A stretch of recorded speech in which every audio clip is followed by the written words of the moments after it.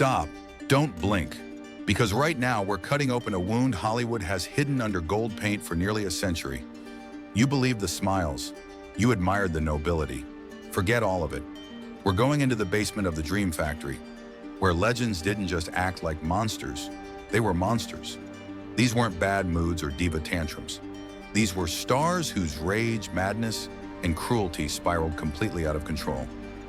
And the final story will make your skin crawl. Before we begin, subscribe, hit like, and comment below. Now, let's start. Wallace Beery was adored as a rough but lovable giant. Off-screen, he was violent and untouchable. In 1937, comedian Ted Healy crossed paths with Beery outside a Los Angeles nightclub. Beery didn't argue. He beat Healy mercilessly. The next morning, Healy was dead. The coroner blamed alcohol. Witnesses knew better. So did Hollywood. MGM buried the case.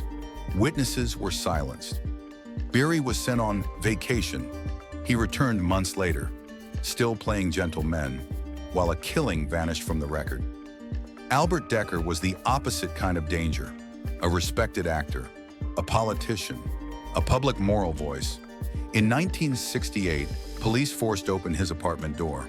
What they found was a nightmare. Decker dead, restrained, surrounded by ritual markings and drugs.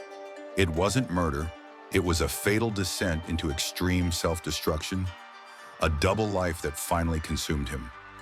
Linda Darnell was called the most beautiful face of the 1940s, but when Hollywood discarded her, she collapsed inward.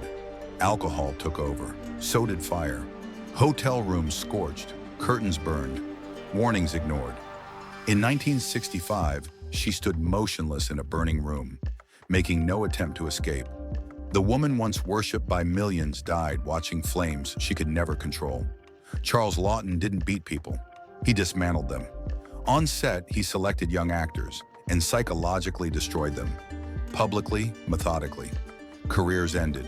Nervous breakdowns followed. Studios protected him because genius was profitable. Bela Lugosi didn't just play Dracula, he became him. Addicted, delusional, and violent, Lugosi wandered Hollywood convinced he was immortal. At one point, he barricaded himself inside his home, firing a gun at imagined enemies. Fame didn't save him, it trapped him. Gail Russell looked fragile and angelic. Behind the wheel, she was lethal.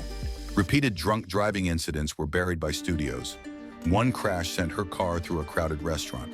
No prison, no consequences. She died alone at 36. Mary Astor carried a different weapon, information. Her diary detailed affairs with powerful men across Hollywood and Washington. When it surfaced, studios panicked. The diary was destroyed.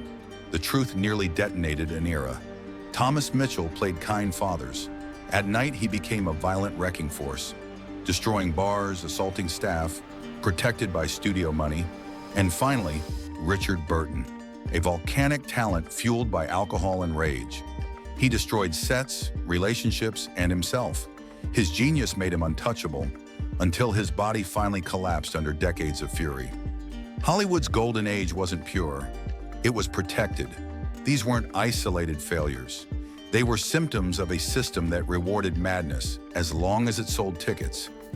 You've seen behind the curtain, and once you see it, you can't unsee it.